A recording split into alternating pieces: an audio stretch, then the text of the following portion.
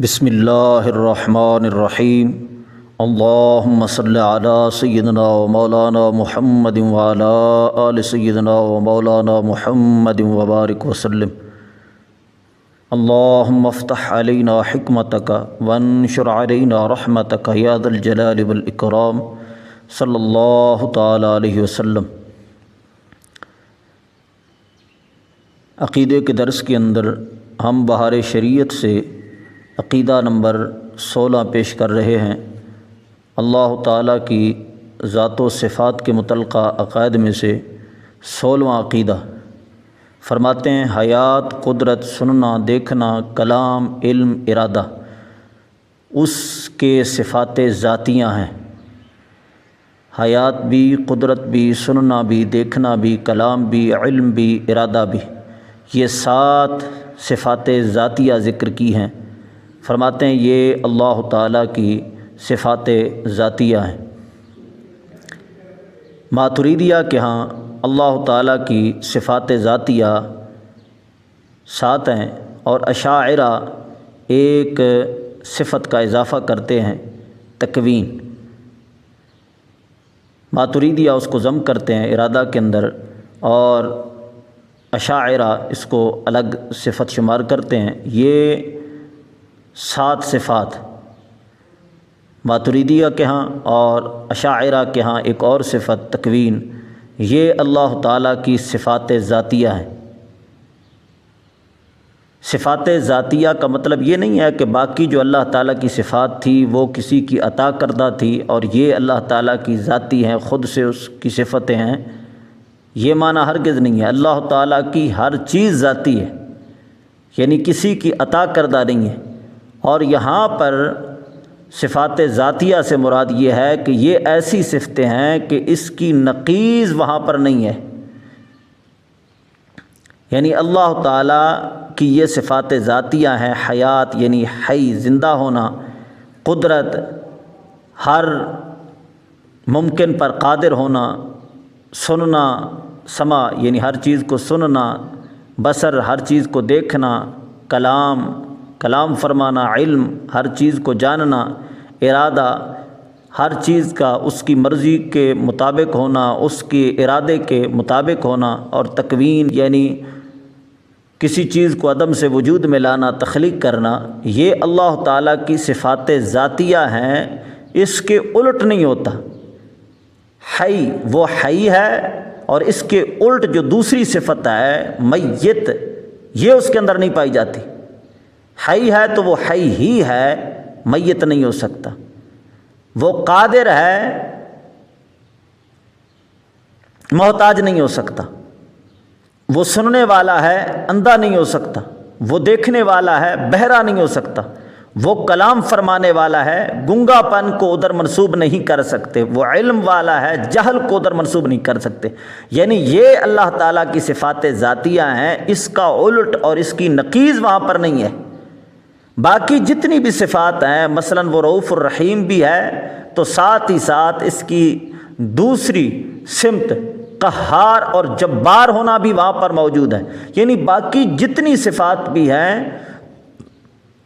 اس کی دونوں سمتیں وہاں پر موجود ہیں۔ وہ رؤوف الرحیم بھی ہے تو ساتھ ہی ساتھ قہار و جبار بھی ہے، یعنی ہر صفت کی دوسری سمت بھی وہاں پر موجود۔ لیکن یہ 8 صفات ایسی ہیں کہ جن کی دوسری سمت وہاں پر موجود ہی نہیں ہو سکتی۔ یہ اللہ تعالیٰ کی صفات ذاتیہ ہیں، اس کا الٹ اور نقیض وہاں پر موجود نہیں ہو سکتی۔ حیات، قدرت، سننا، دیکھنا، کلام، علم، ارادہ، تکوین، یہ اللہ تعالیٰ کی صفات ذاتیہ ہیں، اس کا الٹ، اس کی نقیض اللہ تعالیٰ کی جانب منسوب نہیں ہو سکتی اور اس کی نقیض وہاں پر نہیں پائی جا سکتی۔ عقیدے کے امام مشہور 2 امام ہیں۔ فقہ کے اندر مشہور 4 امام ہیں جن کی پیروی کی جاتی ہے۔ امام اعظم ابو حنیفہ جن کی پیروی کرنے والے حنفی کہلاتے ہیں، اور امام شافعی جن کی پیروی کرنے والوں کو شافعی کہتے ہیں، اور امام مالک رحمہ اللہ جن کی پیروی کرنے والے کو مالکی کہتے ہیں۔ امام احمد بن حنبل جن کی پیروی کرنے والوں کو حنبلی کہتے ہیں، یہ 4 امام ہیں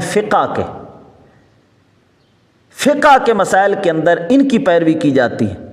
اور عقیدے کے امام ہیں، مشہور مستقل 2 امام ہیں، امام ابو منصور ماتریدی، حنفی سارے حضرات ان کی عقیدے کے اندر پیروی کرتے ہیں۔ ہم عقیدے کے اندر پیروی کرنے والے ہیں امام ابو منصور ماتریدی کے۔ ہمارے فقہ کے امام ہیں امام اعظم ابو حنیفہ، اور ہمارے عقیدے کے امام ہیں امام ابو منصور ماتریدی، اور عقیدے کے دوسرے امام ہیں امام ابو الحسن اشعری۔ یہ 2 عقیدے کے امام ہیں، امام ابو منصور ماتریدی اور امام ابو الحسن اشعری۔ ہم احناف سارے کے سارے امام ابو منصور ماتریدی کی پیروی کرتے ہیں، اور دوسرے عقیدے کے امام ابو الحسن اشعری رحمہ اللہ ہیں۔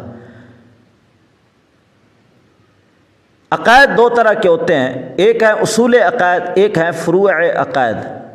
اصول عقائد میں کسی امام کی پیروی نہیں کی جاتی، مثلا اللہ تعالیٰ کا ایک ہونا یہ اصول عقائد میں سے ہے۔ اللہ تعالیٰ کو ایک ماننا ہے، کسی امام کی پیروی کرتے ہوئے اللہ تعالیٰ کو ایک نہیں ماننا، یہ اصول عقائد میں سے ہے، یہ بدیہی عقائد میں سے ہے۔ یہاں پر کسی امام کی پیروی کی بنا پر اللہ تعالیٰ کو ایک نہیں ماننا، یہ اصول عقائد میں سے۔ دوسرے ہیں فروع عقائد، جس طرح کہ یہاں پر فقہ کے اندر اجتہادی مسائل ہوتے ہیں، تو کبھی کسی مسئلے میں کسی امام کی پیروی، دوسرے مسئلے کے اندر دوسرے امام کی پیروی، کوئی کسی امام کی پیروی کرتا ہے کوئی۔ اسی طرح عقائد کے اندر بھی کچھ فروع عقائد ہیں، ان کے اندر اماموں کی پیروی کی جاتی ہے۔ ان فروع عقائد کے اندر ہم امام ابو منصور ماتریدی کی پیروی کرتے ہیں۔ تو یاد رکھیں فقہ کے 4 امام ہیں، اور ہم فقہ میں امام اعظم ابو حنیفہ کی تقلید کرتے ہیں، اور عقیدے کے 2 امام ہیں، امام ابو منصور ماتریدی اور امام ابو الحسن اشعری۔ ہم عقیدے کے اندر امام ابو منصور ماتریدی کی تقلید کرتے ہیں، تو لہٰذا فقہ کے اعتبار سے ہم حنفی ہیں، اور عقیدے کے اعتبار سے ہم ماتریدی ہیں۔ لیکن میں نے عرض کر دیا عقائد 2 طرح کے ہیں، ایک ہے اصول عقائد، ایک ہے فروع عقائد۔ اصول عقائد میں کسی امام کی پیروی نہیں ہوتی، فروع عقائد کے اندر امام کی تقلید ہوتی ہے۔ ہم فروع عقائد میں امام ابو منصور ماتریدی کی تقلید کرتے ہیں۔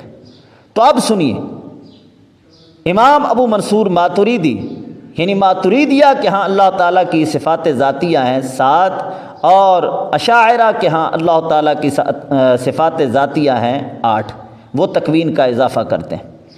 تو فرماتے ہیں حیات، قدرت، سننا، دیکھنا، کلام، علم، ارادہ، یہ اس کی صفات ذاتیہ ہیں۔ یعنی صفات ذاتیہ سے مراد یہ ہے کہ اس کی نقیض اور ضد وہاں پر موجود نہیں ہے۔ اللہ تعالیٰ حی ہے، میت ہو ہی نہیں سکتا، یعنی اس کی ضد اور نقیض وہاں پر نہیں پائی جا سکتی۔ اللہ تعالیٰ سننے والا ہے، دیکھنے والا ہے، کلام فرمانے والا ہے، لیکن اس کے اندر ایک خاص بات ارشاد فرماتے ہیں مگر کان، آنکھ، زبان سے اس کا سننا، دیکھنا، کلام کرنا نہیں۔ وہ دیکھتا ہے لیکن دیکھنے میں آنکھ کا محتاج نہیں ہے، وہ سنتا ہے، سننے میں کان کا محتاج نہیں ہے، وہ کلام فرماتا ہے لیکن کلام فرمانے میں وہ زبان کا، منہ کا محتاج نہیں ہے، کہ یہ سب اجسام ہیں، یعنی زبان ہو، آنکھ ہو، کان ہو، یہ سارے کے سارے جسم کے قبیلے سے ہیں، اور اللہ تعالیٰ اجسام سے پاک ہے۔ اللہ تعالیٰ جسم سے پاک ہے، جسمانیت سے اللہ تعالیٰ پاک ہے۔ وہ سنتا ہے لیکن کانوں سے نہیں، وہ دیکھتا ہے لیکن آنکھوں سے نہیں، وہ کلام فرماتا ہے لیکن زبان سے نہیں، کیونکہ یہ سارے کے سارے جسم ہیں اور اللہ تعالیٰ جسم سے پاک ہے۔ پھر یہ کہنا کہ اللہ تعالیٰ سنتا کیسے ہے، جب وہاں پر کان نہیں ہے تو سنتا کیسے ہے، جب آنکھیں نہیں ہیں تو دیکھتا کیسے ہے؟ کسی فقیر سے اسی طرح کا کسی نے سوال کیا کہ اللہ تعالیٰ سنتا ہے، تم کہتے ہو کان ادھر نہیں ہے کیونکہ یہ جسم کے قبیلے سے ہے، تو کان کے بغیر کیسے سنا جا سکتا ہے؟ اس فقیر نے کمال جواب دیا، فرمایا کہ بتا تو سنتا ہے؟ اس نے کہا جی سنتا ہوں۔ کس سے؟ کہتا ہے کان سے۔ میں تو سنتا ہوں، میرے پاس تو کان ہے، میں تو کان سے سنتا ہوں۔ تو اس فقیر نے کہا بتائیے تیرا کان سنتا ہے؟ وہ کہنے لگا جی کان میرا سنتا ہے۔ فرمایا بتا تیرا کان کس سے سنتا ہے؟ کہتا ہے اللہ تعالیٰ کی دی ہوئی طاقت سے سنتا ہے۔ تو فقیر نے کہا اگر تیرا کان اللہ تعالیٰ کی دی ہوئی طاقت سے سن سکتا ہے تو کیا اللہ تعالیٰ پھر اپنی شان اور اپنی طاقت سے وہ نہیں سن سکتا؟ تو اللہ تعالیٰ سنتا ہے لیکن سننے میں کان کا محتاج نہیں ہے، دیکھتا ہے دیکھنے میں آنکھ کا محتاج نہیں ہے، کلام فرماتا ہے لیکن زبان کا محتاج نہیں ہے۔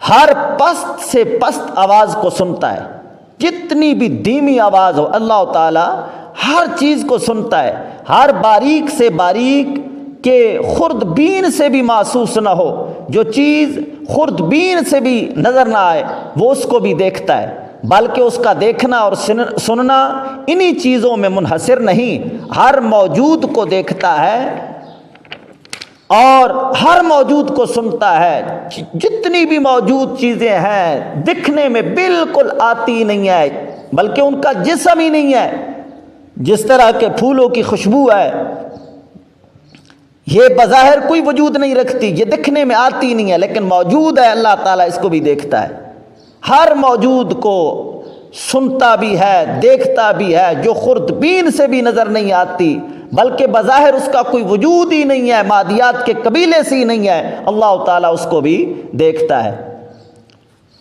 اور اس کو بھی سنتا ہے۔ 17واں عقیدہ، مثل دیگر صفات کے کلام بھی قدیم ہے، یعنی اللہ تعالیٰ کی جس طرح کہ ساری کی ساری صفات قدیم ہیں اسی طرح اللہ تعالیٰ کی صفت جو کلام ہے یہ بھی قدیم ہے، حادث اور مخلوق نہیں ہے۔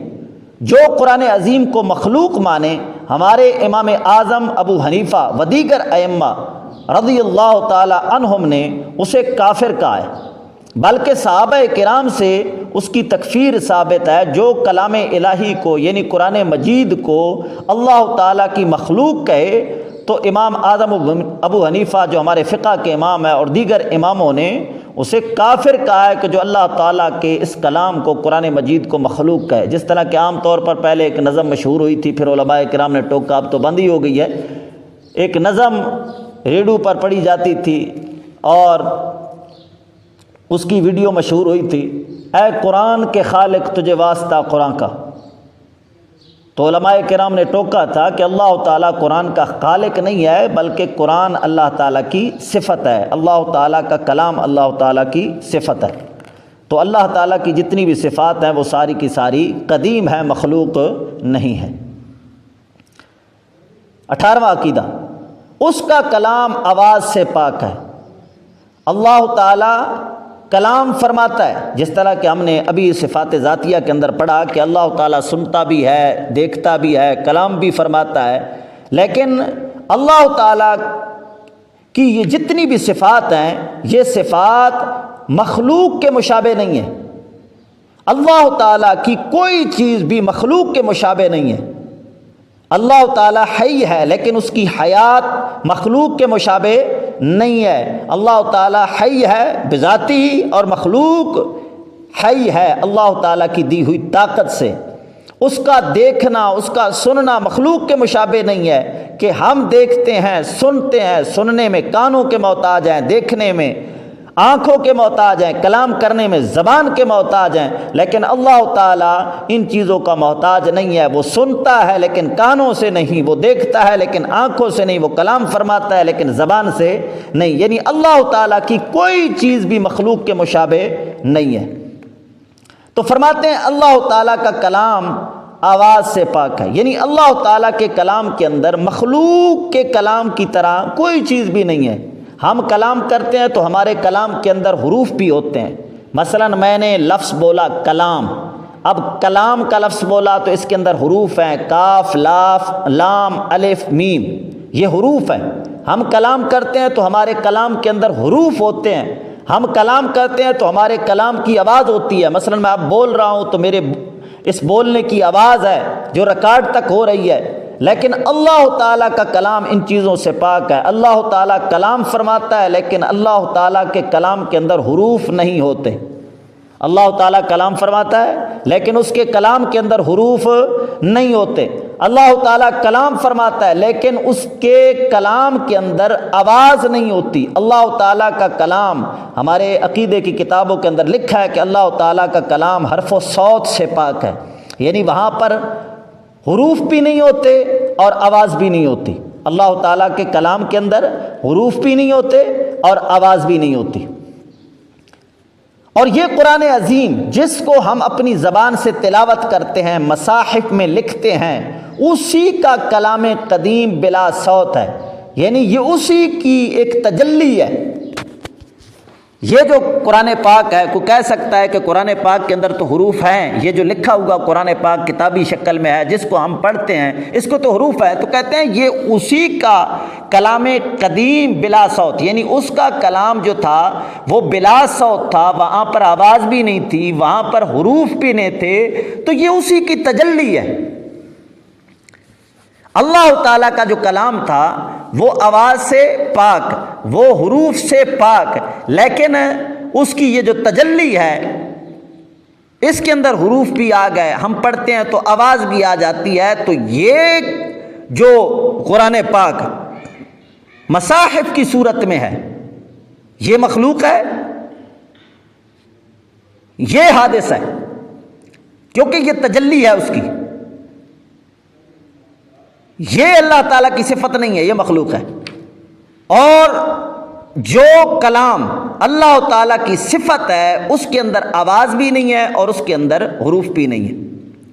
فرماتے ہیں یہ ہمارا پڑھنا لکھنا اور یہ آواز حادث، یعنی ہم جس قرآن کو پڑھتے ہیں ہمارا پڑھنا حادث، ہمارا لکھنا حادث، یعنی یہ پہلے موجود نہ تھا اب موجود ہو رہا ہے، یعنی ہمارا پڑھنا حادث اور جو ہم نے پڑھا قدیم، اور ہمارا لکھنا حادث اور جو لکھا قدیم، ہمارا سننا حادث اور جو ہم نے سنا قدیم، ہمارا حفظ کرنا حادث اور جو ہم نے حفظ کیا قدیم، یعنی متجلی قدیم ہے اور تجلی حادث۔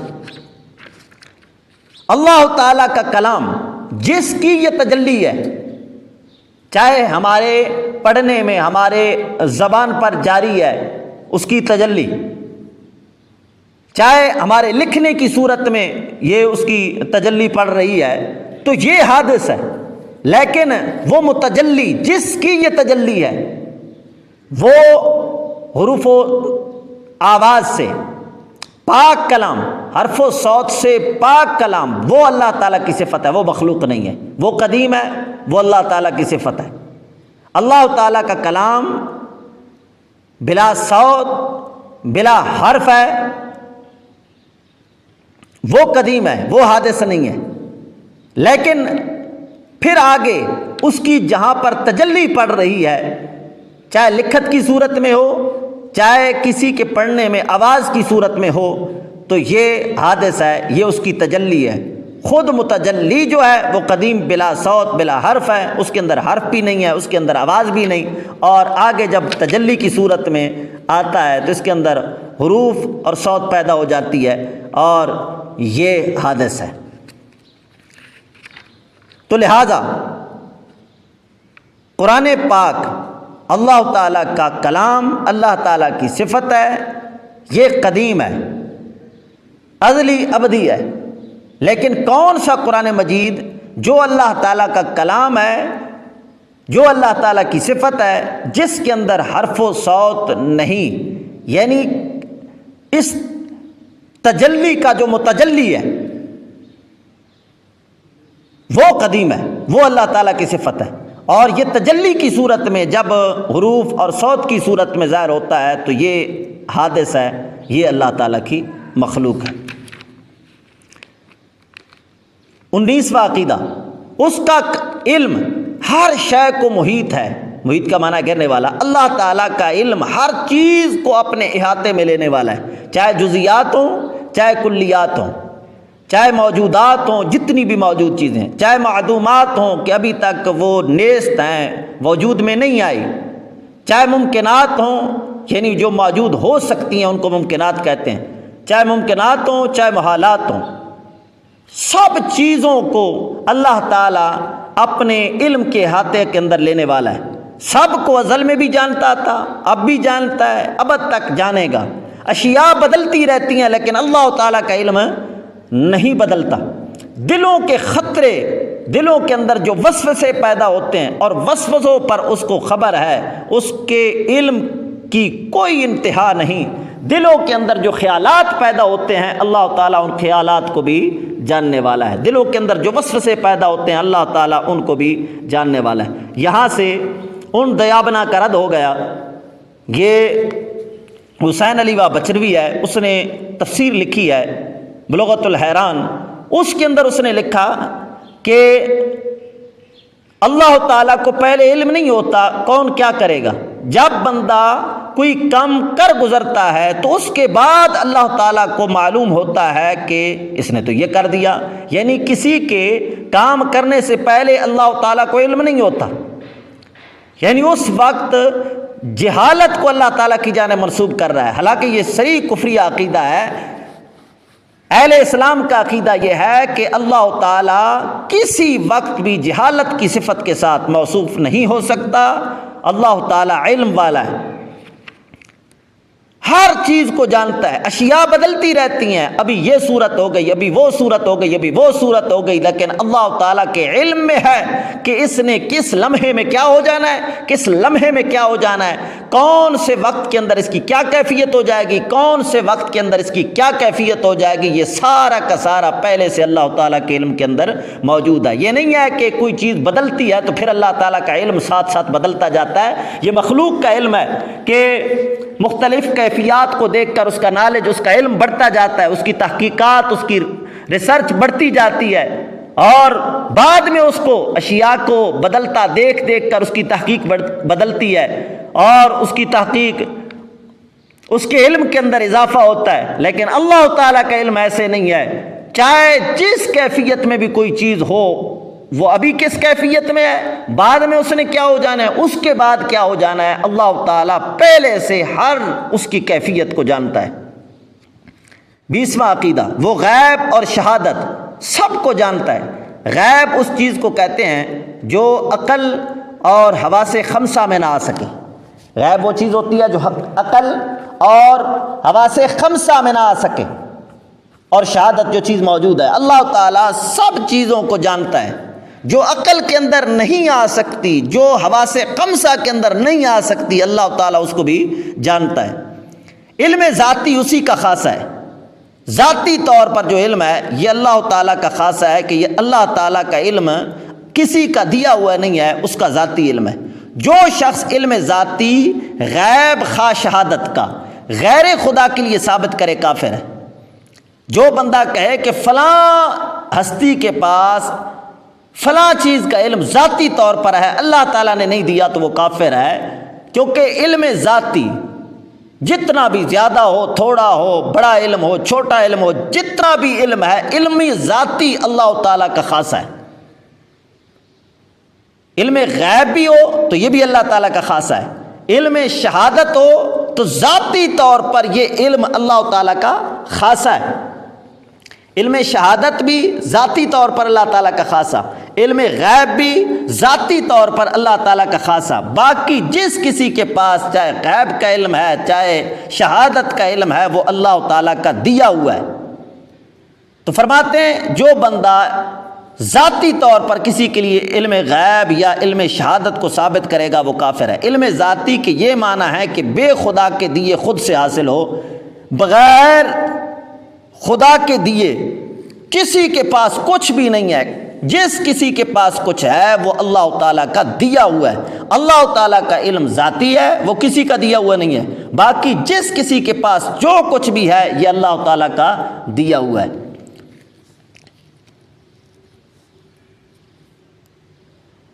دیابنا، جب ہم علم غیب کی بات کرتے ہیں، حالانکہ قرآن پاک میں بے شمار آیات بینات ہیں جن کے اندر اللہ تعالیٰ نے فرمایا کہ ہم نے اپنے رسولوں اور نبیوں کو علم غیب دیا ہے۔ وہ کہتے ہیں کہ جی تم شرک کر رہے ہو، علم غیب کو نبیوں کے لیے ثابت کر رہے ہو، حالانکہ شرک تو تب لازم آئے کہ جب برابری ہو۔ یہاں پر جب ہم عقیدہ بیان کر رہے ہیں کہ علم غیب ذاتی طور پر اللہ تعالیٰ کا خاصہ ہے، اور نبیوں کو اللہ تعالیٰ نے دیا ہے، تو یہ شرک کیسے ہو سکتا ہے؟ شرک تو تب ہو کہ برابری ہو، برابری تو ہم کر ہی نہیں رہے۔ خدا تعالیٰ نے خود قرآن پاک کے اندر فرمایا، اگلے ہم نبیوں کے عقیدوں کے اندر بیان کریں گے کہ اللہ تعالیٰ نے نبیوں کو علم غیب عطا فرمایا، تو جب ذاتی اور عطائی کا ہم فرق کر رہے ہیں تو شرک کیسے بنے گا؟ خیر، 21واں عقیدہ، وہ ہر چیز کا، ہر شے کا خالق ہے۔ اللہ تعالیٰ ہر شے کا خالق ہے، ذوات کا یعنی ذاتیں جتنی ہیں ان کا بھی خالق اللہ تعالیٰ، ذوات ہوں خواہ افعال، سب اسی کے پیدا کیے ہوئے ہیں۔ یہ ہمارا عقیدہ ہے کہ ذوات کا خالق بھی اللہ تعالیٰ، افعال کا خالق بھی اللہ تعالیٰ۔ بعض بد مذہب کہتے ہیں کہ ذوات کو اللہ تعالیٰ نے پیدا کیا، باقی جو افعال ہیں یہ بندے خود پیدا کرتے ہیں، جبکہ اسلام کا عقیدہ یہ ہے کہ ذوات کا خالق بھی اللہ تعالیٰ ہے اور افعال کا خالق بھی اللہ تعالیٰ ہے۔ قرآن پاک نے واضح لفظوں میں فرمایا، اللہ خالق کل شیء، اللہ تعالیٰ ہر چیز کا خالق ہے، اور خاص افعال کے سلسلہ میں فرمایا، واللہ خلقکم وما تعملون، اللہ تعالیٰ نے تمہارے عملوں کو بھی پیدا کیا، تمہارے اعمال کو، تمہارے افعال کو بھی اللہ تعالیٰ نے پیدا فرمایا۔ جب واضح طور پر اللہ تعالیٰ نے اعلان فرما دیا کہ ذوات کا خالق بھی وہ ہے اور افعال کا خالق بھی وہ ہے، لہذا یہ کہنا کہ افعال کو بندہ خود پیدا کرتا ہے، یہ بہت بڑی جہالت اور قرآن کے مخالف عقیدہ ہے۔ 22واں عقیدہ، حقیقتاً روزی پہنچانے والا وہی ہے، ملائکہ وغیرہ وسائل و وسائط ہیں، حقیقتاً رازق اللہ تعالیٰ ہے، رزق دینے والا اللہ تعالیٰ ہے، باقی درمیان میں اللہ تعالیٰ واسطہ بنا دیتا ہے، فرشتوں کو واسطہ بنا دیتا ہے، کسی اور اپنے پیارے کو، کسی اور چیز کو واسطہ اور وسیلہ بنا دیتا ہے۔ کوئی بندہ کہے کہ مجھے فلاں نے دیا تو وہ مجازی طور پر یہ ہے کہ فلاں نے دیا، حقیقتاً دینے والا کون ہے؟ اللہ تعالیٰ۔ مثلا کسی نے کسی کو کھانا دے دیا، کسی نے کسی کو کپڑے دے دیے، کسی نے کسی کو پیسے دے دیے، تو وہ اگر کہہ دیتا ہے کہ مجھے کپڑے فلاں نے دیے، فلاں ملک صاحب نے دیے، فلاں چودھری صاحب نے دیے، تو یہ مجازن ہے کہ مجازن چونکہ واسطہ وہ بنا تھا تو اس واسطے اور وسیلے کو دیکھ کر یہ دینے کو ادھر منسوب کر رہا ہے، حقیقتاً دینے والا اللہ تعالیٰ ہے۔ اس سے ثابت ہوا کہ واسطے اور وسیلے کو دیکھ کر مجازن کسی کی جانب دینے کی نسبت کر دینے سے شرک لازم نہیں آتا، وگرنہ کئی بندوں کو دیکھا گیا ہے وہ کہتے ہیں کہ جی مجھے قرضہ دیا ہے فلاں نے، مجھے پیسے دیے ہیں فلاں نے، ابے یہ کپڑے کدھر سے لیے؟ مجھے فلاں نے دیے، اور یہ کھانا کھا رہا ہے یہ کدھر سے لیا ہے؟ یہ مجھے فلاں نے دیا ہے۔ اب اس بندے کی جانب منسوب کر رہا ہے، حالانکہ رازق کون ہے؟ اللہ تعالیٰ، حقیقتاً دینے والا اللہ تعالیٰ ہے، لیکن مجازن جو درمیان میں واسطہ اور وسیلہ بنا اس کا ذکر کیا جا رہا ہے، تو اس واسطے اور وسیلے کو مجازن چونکہ ذکر کیا جاتا ہے تو لہذا یہ شرک لازم نہیں آتا۔ تو اس سے ثابت ہوا کہ واسطے اور وسیلے کو دیکھ کر مجازن اس کی جانب دینے کی نسبت کر دینا یہ شرک نہیں ہے، وگرنہ پھر یہاں پر بھی شرک لازم آئے گا کہ جس نے کپڑے دیے پھر یہ نہ کہے کہ فلاں نے دیے، بلکہ یہ کہے کہ خدا نے دیے، کسی نے کھانا کھلایا تو یہ نہ کہے کہ فلاں نے کھلایا، بلکہ کہے کہ خدا نے کھلایا۔ اب تو شرک لازم آ رہا ہے کہ کھانا کھلانے والا اور رزق دینے والا تو خدا ہے، اور وہ کہتا ہے کہ ملک صاحب نے کھانا کھلایا، تو ہم کہیں گے کہ یہاں پر کھانا کھلانے کی، رزق دینے کی جو نسبت کسی چودھری کسی ملک کی جانب کی جا رہی ہے تو یہ مجازن ہے۔ اسی طرح اللہ تعالیٰ کا نبی، اللہ تعالیٰ کا ولی کوئی چیز، کوئی شے عطا فرمائے، کوئی مہربانی فرمائے، تو جب اس کی جانب یہ کہا جاتا ہے کہ فلاں نبی نے نوازا ہے، فلاں ولی نے مجھ پر یہ کرم فرمایا ہے، تو یہ نہ کہیں کہ یہ شرک ہو گیا، جی تم نے ولی کی جانب کیوں منسوب کیا ہے؟ تو ہم کب کہتے ہیں کہ یہ ولی ذاتی طور پر دینے والا ہے؟ ہم بھی کہتے ہیں کہ دینے والا خدا ہے، لیکن درمیان میں واسطہ ان پیاروں کو بنایا ہے۔